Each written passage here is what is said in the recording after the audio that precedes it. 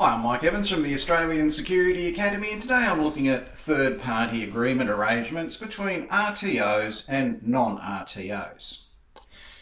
If an RTO has someone that conducts services on their behalf, it is subject to a registered training partnership agreement with AICLA, and that must be registered within 30 days of commencement. Provision of services includes provision of a course, provision of assessments, provision of a course that has names, whether that's modules or whether that's units. If it has modules, it will be an accredited course, and that accredited course will be on training.gov.au. If it has units, it will be part of a nationally recognised qualification, and that will be on training.gov.au. So an RTO delivering a course designed by another entity and assessing that course has to have an agreement registered with AICLA within 30 days of the inception of that agreement. Now, if they don't have an agreement, they are wide open to all sorts of confusion. So what must be in an agreement? Let's have a look. The written agreement with a third party should include the names of the RTO and the third party, the start and end date of the agreement. Naturally, it's a contract. Clauses detailing both parties' obligations under the agreement. For example, making it clear any training or assessment is provided in the name of the RTO, not the third party. Now, the third party can supply the course and the assessments, but the training's got to be done by the RTO, that's fine. Who owns the intellectual property that's provided to do the training? When was it designed? Who designed it? And how has it been changed over the years, and what records are there of that? Is it version 1? Is it version 2? Is it a hybrid version of a combination of consultation with an RTO and the third-party entity?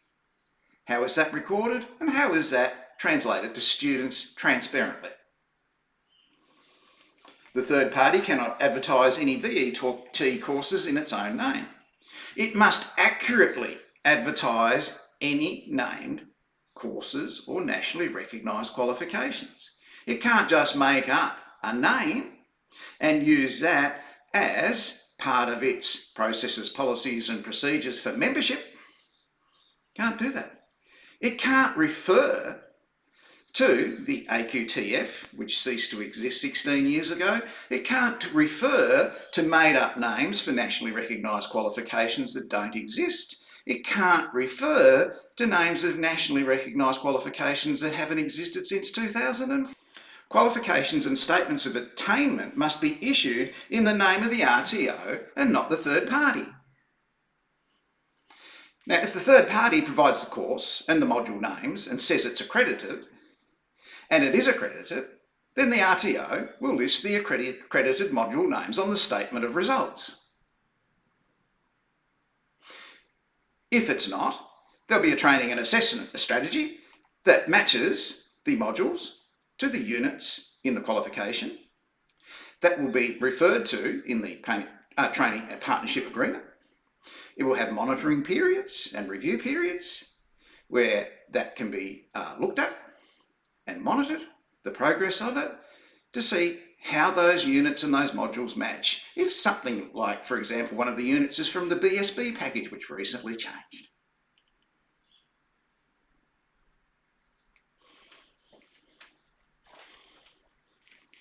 The clauses in that agreement, as I've just said, will set out which party will provide training and assessment materials, resources and facilities, that sort of thing. The mechanisms through which the RTO will systematically monitor the third party. For example, the third party is providing training, assessment materials, resources and facilities. The agreement will set out how these will be reviewed prior to use across all delivery sites. So in Perth, Darwin, Fiji, Vietnam, Singapore, China, Tasmania.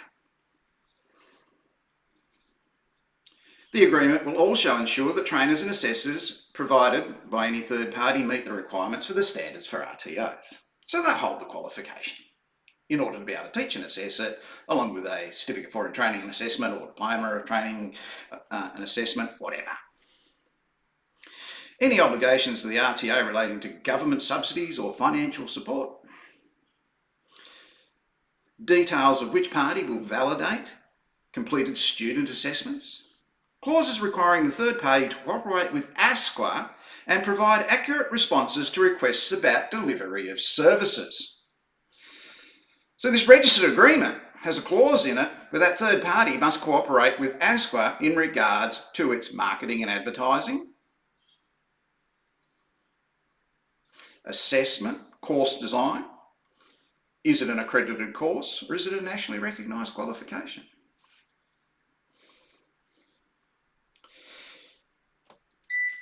Significant thing here is monitoring and review of the progress of it. The agreement will also stipulate, if there is a dispute, how that dispute will be resolved between the two parties amicably. If there is no registered training agreement with AICLA, and it looks like this, who's this between? Doesn't say on that page. Oh, doesn't say on page 2 who this agreement that you can't see here, which isn't worth the paper it isn't written on, doesn't say on that page. Well, if we have no agreement, then we've got to look at what's going on. Who designed the course? When was the course designed? Was the course ever accredited?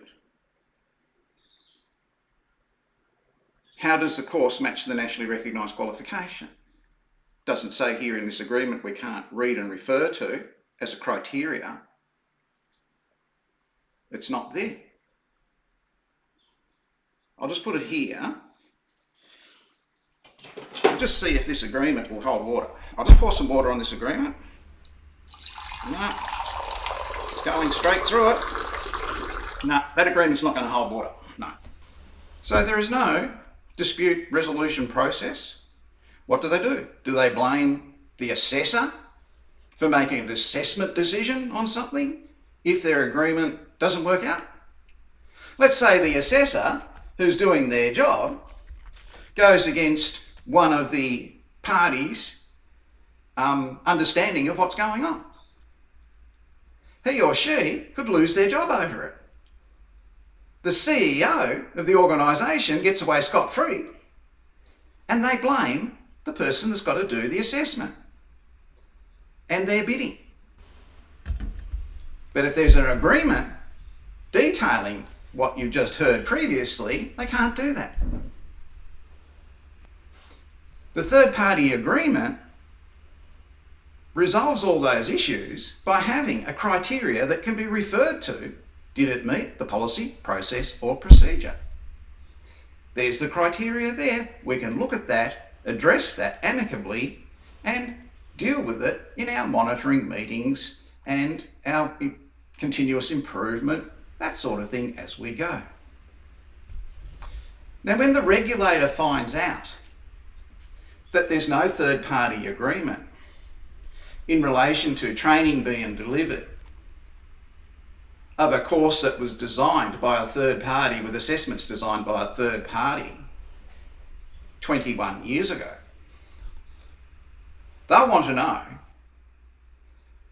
how that's been improved over time, how those modules match the units, where that's recorded, how it's been monitored, and in particular, they're going to want to know as the regulator what knowledge, skill, information, training or attitude gap by the two parties to the agreement led to this.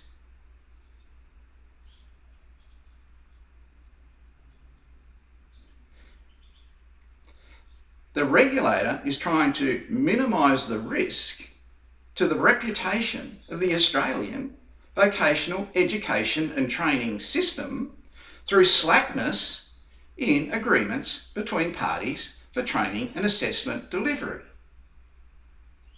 This isn't Certificate 1 in security guarding.